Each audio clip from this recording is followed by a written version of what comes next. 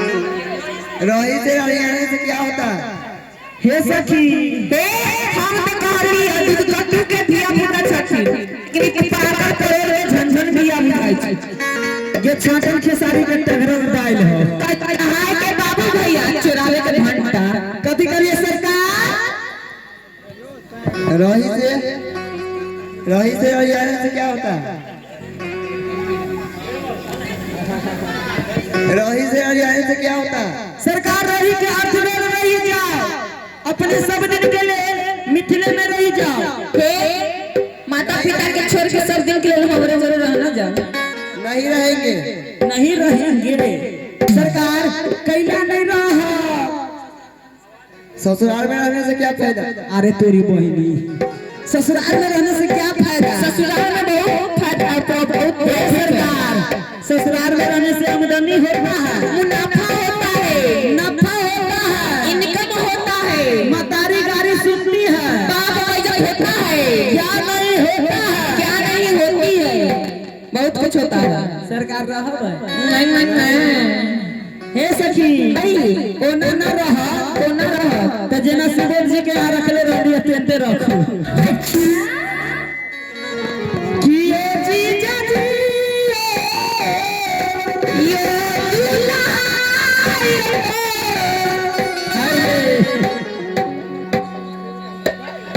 कियो पाहुना यहाँ मिथिले में रहूं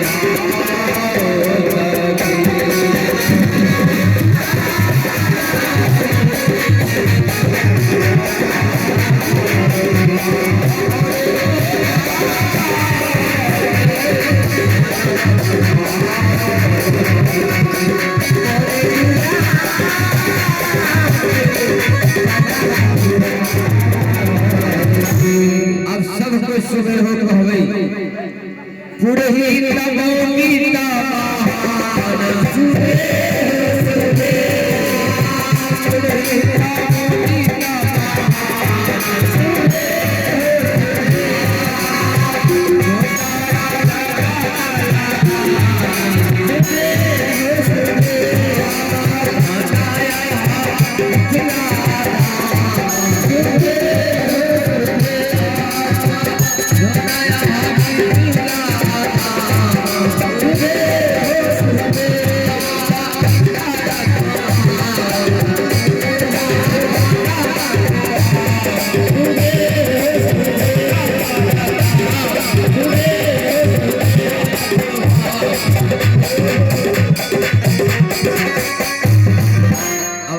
करो दुआरे पे आएंगे दुल्हा आरती उतारू है हमारे